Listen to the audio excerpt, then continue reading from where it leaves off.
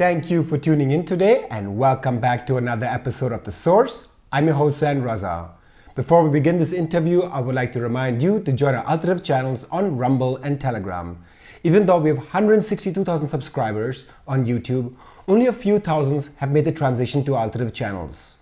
We are not asking you to stop watching YouTube. We're simply asking you to join these channels as a precautionary measure, as Google owns YouTube, which can shadow ban and censor us at any time. And if that day ever comes, we won't be able to reach you with our information, let alone with an announcement. In addition, if you're watching our videos regularly, make sure to donate today to our journalism. We don't take any money from corporations or governments, and hence we only depend on our viewers to continue our work, free from any external influence. To find out how you can join alternative channels and to donate to our channel, you can visit the description of this video below. Today I'll be talking to history professor and director of the Nuclear Studies Institute, Peter Kuznick. Peter Kuznick is also the author of The Untold History of the United States that he wrote together with film director and Hollywood producer Oliver Stone. Peter, welcome back to the show. Good to be with you, Zain. I wish the world were a little bit better, but it's nice to see you. Let us begin with the assassination of Charlie Kirk, conservative activist and founder of Turning Point USA, that made headlines worldwide, including here in Germany. He was shot and killed with a sniper rifle on September 10 during an event at Utah Valley University. Authorities have called this a targeted political attack, and as of this interview, the investigation is ongoing. President Trump just said a suspect has been taken to custody with a high degree of certainty after a tip received from someone who knew the suspect. No confirmed motive has been established as of yet. Kirk was 31 years old and leaves behind his wife and two young children. In the aftermath, reactions have been starkly polarized. Across the political spectrum, though, there has been a widespread condemnation, including from leading figures of both parties in the US. At the same time, I myself saw on social media people mocking or even celebrating his death, citing he deserved it due to his hardline views on guns, abortion, and his defense of Israel's actions in Gaza. On the left, however, many have firmly rejected such responses, insisting political disagreement should never justify violence. On the right, his supporters have been mourning deeply and denouncing the killing, warning of a dangerous climate of political hostility and that could turn out into a spiral. How do you assess this event, and what does it reveal about the current state of political culture in the United States? Charlie Kirk is somebody with whom I disagree on every single issue. But nobody deserves to be killed. There should be no toleration at all of this kind of political violence. And it's becoming more and more epidemic. We had legislators in Minnesota, legislator being assassinated, him and his wife. We have a long history of political assassinations in the United States. If we look at Charlie Kirk's ideas, the one good thing about him was that he said he wanted to debate people, and he would go to campuses and debate. They weren't real debates, but at least he was willing to exchange views with people he disagreed with. However, he also encouraged his supporters to identify left-wing or progressive professors and put them on a hit list to get fired. So he says he supports freedom of speech, or he said he supported freedom of speech. However, that did not apply to those whose views he disagreed with. When we look at his ideas, I find them odious.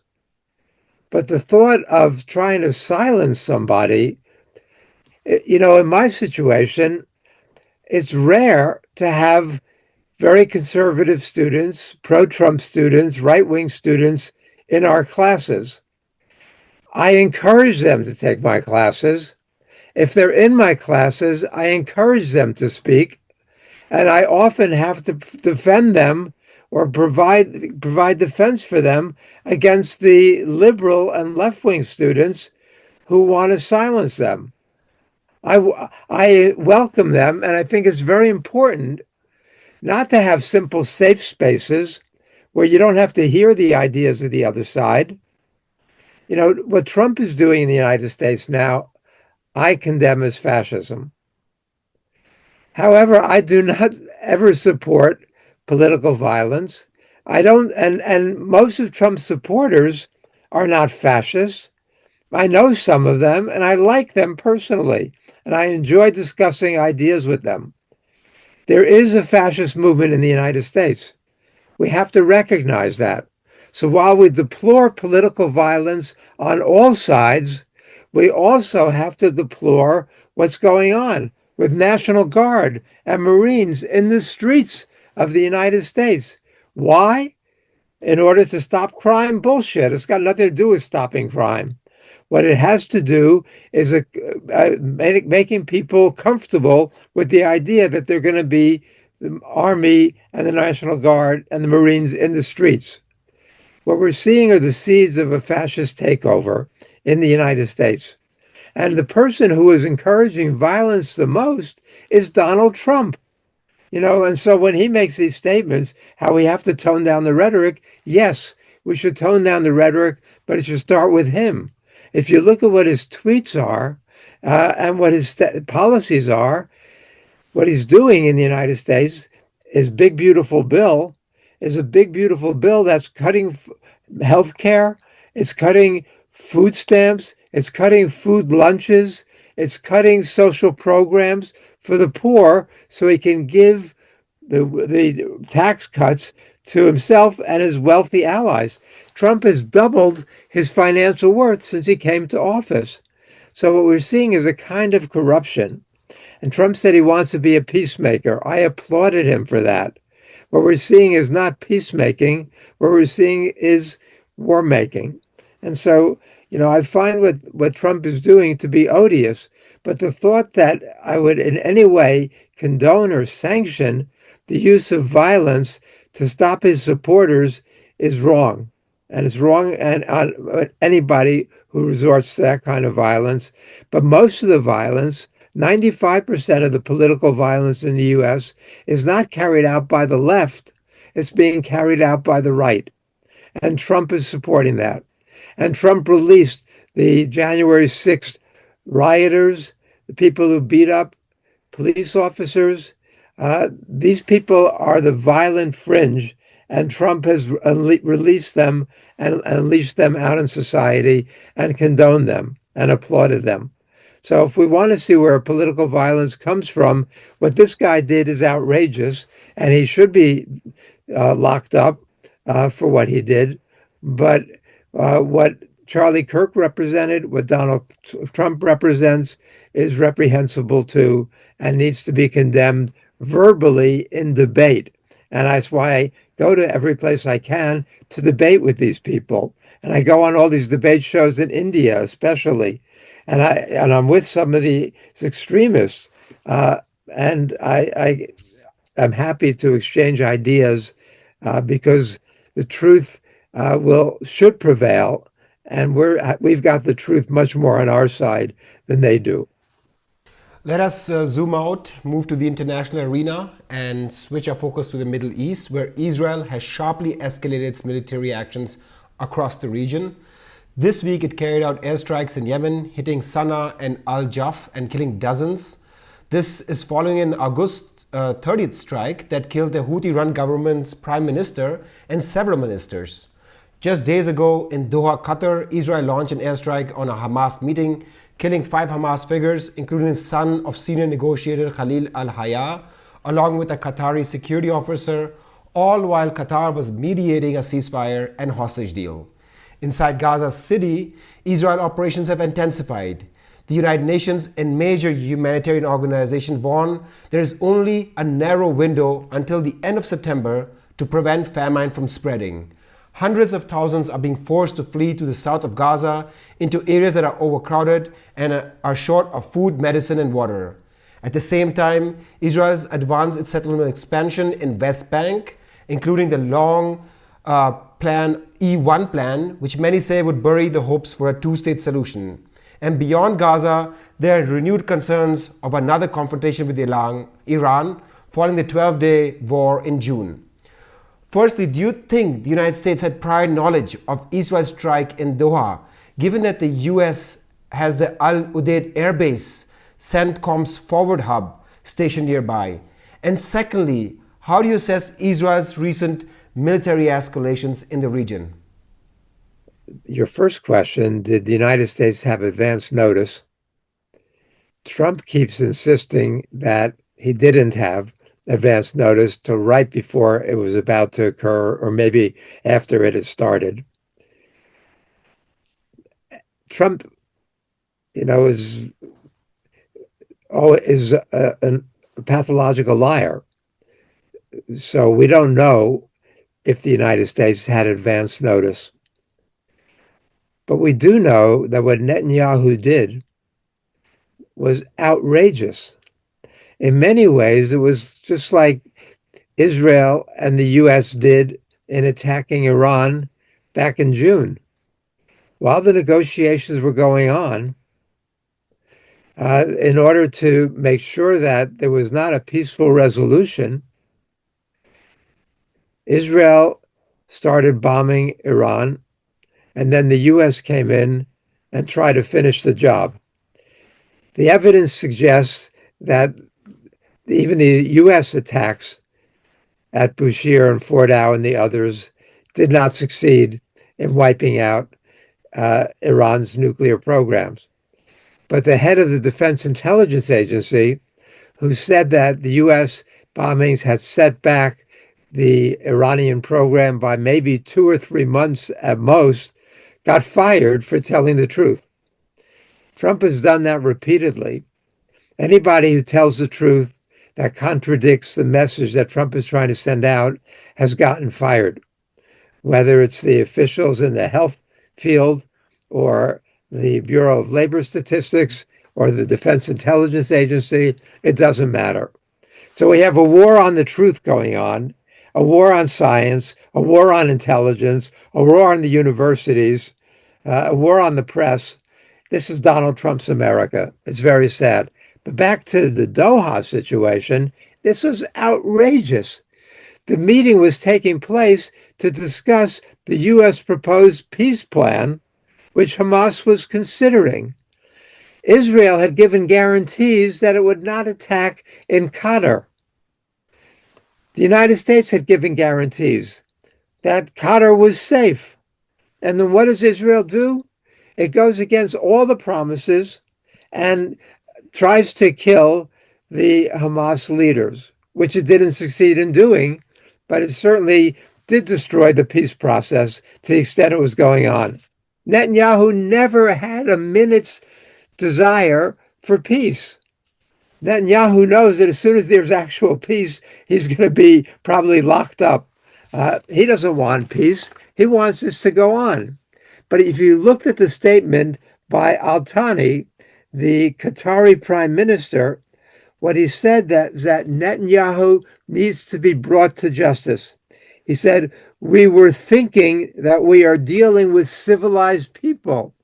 Now we realize that these are barbarians we're dealing with. He said, that's the way we are dealing with others.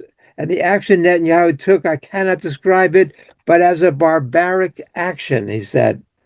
He said Netanyahu killed any hope for those hostages, right? There were 48 hostages, 28 bodies, 20 people still alive, I think is what the breakdown was. And they were very close to getting released, and Netanyahu killed that hope. He said, I have no words to express how enraged we are from such an action. This is state terror. At the press conference, he said, I've been rethinking even about the entire process for the last few weeks. That Netanyahu was just wasting our time.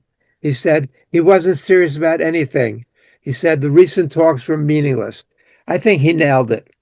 Netanyahu has no interest in any kind of peaceful resolution. Israel has bombed 5 capitals in the region. Israel is out of control. It is totally a rogue state right now. And Trump, despite all his protestations to the contrary, is enabling this. Trump could stop the U.S. aid to Israel, the U.S. arms to Israel, U.S. support for Israel in the United Nations. He doesn't want to do it. His pretensions about being a peacemaker are total nonsense and lies. And so, he says he wants the Nobel Peace Prize. I'm the one who nominated the current winners of the Nobel Peace Prize. I know what it requires. Trump does not deserve a Nobel Peace Prize. In fact, Trump deserves a seat at The Hague. Uh, but and I was on last night on a show with one of the judges at The Hague, and so what is what Israel is doing is barbaric. What Israel is doing in Gaza is barbaric.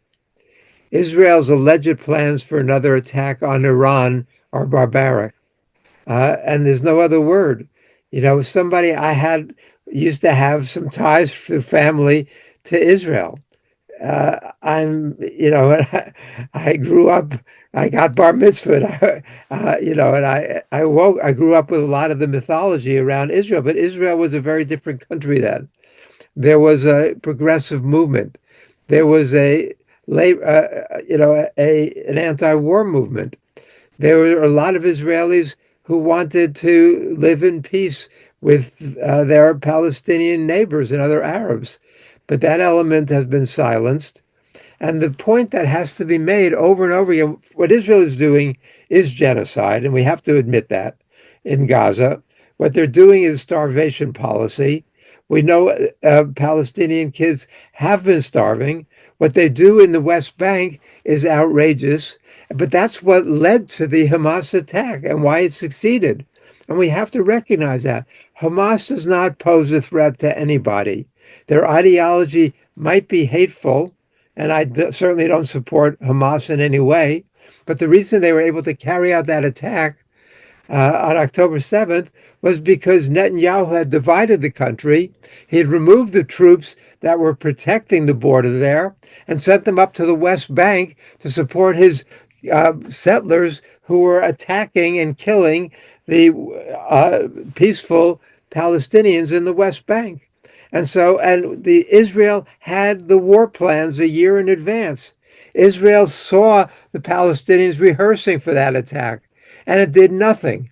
Israel had been allowing Qatar and others to support Hamas because Hamas would not align with the Palestinian Authority and pushing for a two-state solution. This was Netanyahu's program. Netanyahu deserves the blame for the attack on October 7th, along with Hamas, and Netanyahu is destroying Israel. And so this is, to me, one unending, nightmarish atrocity, and has to be condemned for what it is. But Israel's response to that attack has been so over the top, has so outraged world opinion and world conscience, and yet Trump does nothing to stop it. And finally, some of the Europeans are condemning it, but a lot of them have a lot of blood on their hand also for supporting Netanyahu and trying to deal with him as if he's a legitimate statesman other than a hooligan thug. Let us focus on what you talked about, namely the international reactions to Israel's Doha airstrike. The UN Security Council, with support even from the United States, condemned the attack, though the statement did not explicitly name Israel. Qatar denounced it as a violation of its sovereignty and warned it undermines diplomacy, particularly on the release of the Israeli hostages. The UAE and Saudi Arabia issued similar condemnations, and China expressed concern about regional destabilization. But I'd like to focus on what you talked about, namely Europe. EU's Commission President Ursula von der Leyen has proposed measures including sanctions on extremist Israeli ministers and settlers, and even a partial suspension of the EU-Israel Trade Association Agreement. Yet the EU remains divided. While states such as Spain and Ireland favor tougher action, Germany has expressed strong reservations, saying the legal and political grounds are insufficient, which has slowed or limited consensus. So, firstly, what are your comments on Germany's reservations when it comes to sanctioning Israel, especially considering its history? And secondly, do you think this airstrike will affect US relationship with Gulf states, where Washington has deep financial and security ties as well? Oh, Mertz is a nightmare. Uh, I'm following very closely what Mertz has been saying, both in terms of Ukraine and in terms of Israel. And he's just the worst German leader since World War II. He is so hawkish, so militaristic. What he's doing to Germany, I think, is horrible, effectively deindustrializing Germany. The German economy is in recession. Merz's policies are worsening that. And this talk about now increasing military spending to 10% of GDP. They call it defense spending. It's got very little to do with defense. This is war spending. It's interesting in the US now, Trump and Hegseth have said they want to call the Department of Defense the War Department. Well, that's what it was until 1947. So Hegseth wants to be the Secretary of War. He's got neo-Nazi and Christian nationalist tattoos over most of his body.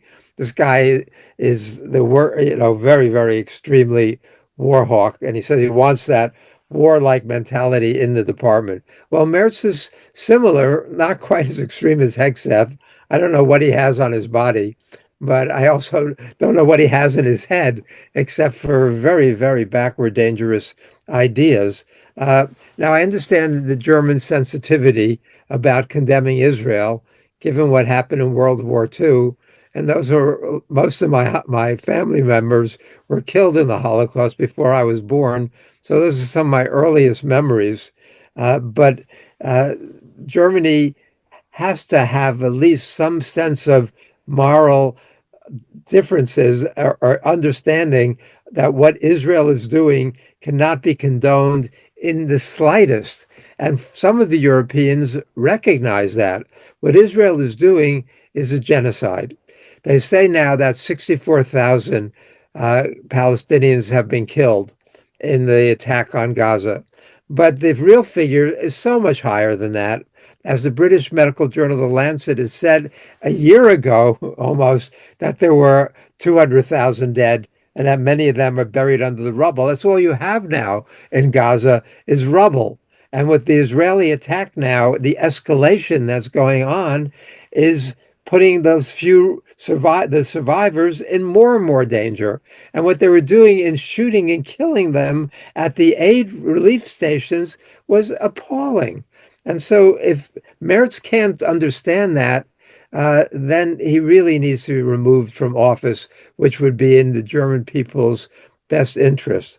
Uh, the U.S. policy is certainly, and Israel policy are certainly threatening U.S. allies in the region.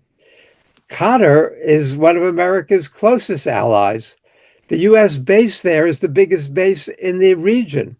And yet Israel, either with U.S. approval or without forming the U.S., to attack there in a way that only makes the U.S. relations with Qatar and its other regional allies much more fraught. The Middle Eastern countries have all condemned this and have united because they know that Israel can be trying to provoke a regional war. China is warning about this. Russia is warning about this. But you don't have to be a genius to realize that we're on the verge of a rapid escalation throughout the region. As I said before, Israel has bombed 5 capitals in the region and is ready to renew the war against Iran. So Israel is a rogue state that's out of control right now. But we see Trump taking actions that hurt U.S. allies that make no sense in terms of U.S. policy. We see what the United States under Trump is doing toward India. These 50% tariffs are, India is crucial. It's part of the Quad. It's key to U.S. relations throughout the region. and to U.S. alliances against China. And what it's doing is driving Modi into Xi Jinping's hands, literally driving Modi into Putin's hands. You saw Modi and Putin holding hands at the SCO meeting in Tianjin. So, we've got a world that's unraveling, that's becoming more and more dangerous on every front right now. But there are forces that are trying to counter that with a very different message, as we saw in Tianjin, as we saw in Beijing, as we saw in Vladivostok, as we saw in the BRICS summit. So the world is going a different direction, and the US and Israel and the Europeans are being left behind. Let us move to another war theater in Ukraine. In particular, I want to look at the back and forth between US and Russia relations. So let me just recap the most notable developments of the last few months for our viewers.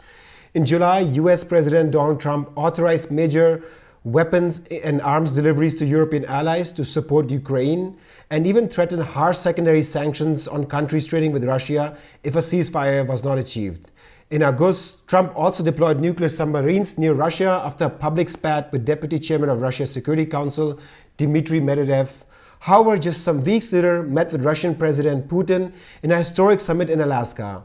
The talks were described as productive, but no ceasefire settlement was declared. Soon after, Trump hosted Ukrainian President Volodymyr Zelensky and European leaders in Washington, where Zelensky reiterated there would be no territorial concessions. After the Alaska summit, Washington shifted course again, floating tougher sanctions against Russia, even hinting at possible US air support for Ukraine, and approving more than $1.1 billion in sales for cruise munitions, Starlink services, and Patriot sustainment. In September, Sweden pledged $7.5 billion in military aid over the next 2 years, while the United Kingdom announced $1.4 billion in new support.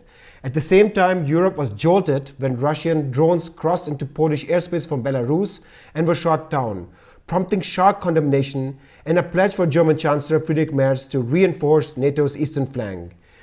Given the contradictions in US policy, one day promoting peace talks and diplomacy, the next is supplying more weapons to Ukraine and tightening sanctions, and at the same time the contradictions between Washington and Europe, while US is trying to disengage, while Europe countries try to continue major arms deliveries, do you think peace within this constellation is even possible? Or is the US simply offloading the Ukrainian war onto European shoulders? Well, I think you answered your own question there, Zain, with the way you laid it out. Uh, I don't think peace is imminent in any sense right now. I think the situation is tragic. Um, I don't know if there are any good guys in this one. Um, what I keep saying is that Russia, the war was not justified. Russia should never have invaded. In the nuclear age, war cannot be the answer. But it was provoked. It was highly provoked. It's one of the most provoked wars and anticipated wars in history. Putin had been warning about NATO expansion at least since 2008. Even Yeltsin had screamed about NATO expansion. America's intelligent statesmen, people like Nietzsche even, but Kennan and others had said this could lead to war. But NATO kept expanding and ignoring Russia's interests. And then with the Maidan coup and the overthrow of Yanukovych and putting in the anti-Russian leaders. But when Zelensky got elected, remember, he got elected promising to bring peace with Russia and negotiations. And then he changed his tune. Yes, Russia is hard to negotiate with sometimes. Putin is under pressure. A close friend of mine spent 40 minutes with Putin recently, and Putin stressed how much pressure he's under from his nationalists, from his extremists, who think he's being much too tepid and moderate in Ukraine. And so Zelensky's under pressure from the neo-Nazis and the nationalists in Ukraine. And so I'm afraid we're not going to have a peaceful solution. And we need it. At one point in late 2022, the CIA said they thought there was a 50-50 chance that Russia was going to use nuclear weapons. And when Biden started giving permission to use the U.S. attack missiles to strike deep inside Russia, again, the chances of nuclear war were very, very clear. Russia changed its nuclear doctrine at that point. And now what we saw happen in Poland, a nuclear war or World War III could start over an accident. We've had many, many instances where if commanders on the US or Russian side have followed protocol when they got false reports of an incoming missile attack, we wouldn't be here today. There'd be no world left. And so, which is why so many people are terrified about introducing AI into the chain when dealing with nuclear weapons, because they don't have that human element to contradict the official plans. So what happened in Poland just shows how fraught, how dangerous, how terrifying, precarious the situation is. I don't know what Russia was doing, why those drones were there. Russia hasn't explained. And Trump has said it could have been an accident. Thank you, Trump, for saying something that reasonable. That's not what Merz is saying. That's not what Tusk is saying. That's not what the other Macron or Starmer are saying. They're using this to put pressure on Trump to take more extreme actions. What we need is cooler heads to prevail. We need Russia to sit down with the Ukrainians and try to figure out a solution. Zelensky says no territorial concessions. He's an idiot, to say that. They're going to have to. I can understand why, from a Ukrainian standpoint, they don't want to make territorial concessions. But the reality is that Russia controls Crimea, of course, 99% of Donetsk, 75% of Luhansk, and Zaporizhia and Kherson. And so there are going to be territorial concessions. The question is, what kind of security guarantees? Now, the Europeans are so, brave in saying the U.S. has to get more involved, but they are afraid to give security guarantees on their own. If they would do so, they could get involved now militarily, which would be a disaster. They don't want to give security guarantees without a U.S. backstop. Trump doesn't want to give any meaningful U.S. backstop because that would be like letting Ukraine into NATO and giving them Article 5 guarantees, which nobody wants to do, or at least many people don't want to do right now, because we don't want a war with Russia. But this idea that if Russia succeeds in Ukraine, it'll keep gobbling up one piece of Europe after another, which the European leaders keep repeating as if there's some truth to it, is a complete lie. The last thing, Russia, what we've seen is Russia's been at war for 3.5 years against Ukraine. And they still have not even taken the entirety of the Donbass. The last thing Russia would want or need is a war against NATO. Putin, whatever you might think of him, is not insane. Putin knows that. Russia has no such plans and would be mad to even think about that. But this is what the Europeans keep saying to frighten the European publics into supporting more and more arms sales and prolonging the war. Well, the point I keep making is that the position Ukraine is in today is the strongest it's going to be. It's not going to claw back that territory that is lost. The longer the war goes on, the more of Ukraine Russia will control, the more Ukrainians and Russians who will be killed and wounded, the more amputees, the more horrors, the more wealth that's be wasted, and everybody's going to be in worse condition. And so it makes sense to me to end this now, for Russia to do that, to accept. But the reality, we have to face the reality. They're not going to give back what they control. And they're not going to let NATO or Europeans in as a peacekeeping force or give security guarantees. We need international peacekeepers. Most UN peacekeepers come from China. China provides more UN peacekeepers than the other 4 permanent members of the Security Council combined. We can have Chinese troops. China, in fact, before the fighting started, was Ukraine's biggest trading partner. I called from the very beginning for China to play that kind of role. India can get involved. Other BRICS nations, other international forces could get involved. But we need a resolution, and the quicker we get it, the more that's in everybody's interest, including Russia's interest. Peter Kuznick, Professor of History and the author of The Untold History of the United States, thank you so much for your time and insights. Thank you, Zain, for having me. And thank you for tuning in today. If you watched this video until the very end, make sure to click on the subscribe button below. It costs you nothing and takes you in a few moments. Also, don't forget to donate to our non-profit and independent journalism. Journalism that doesn't take any money from corporations and governments and provide you with information that you just won't hear in the mainstream media. I thank you for your support and for tuning in. I'm your host, Zain Raza. See you next time.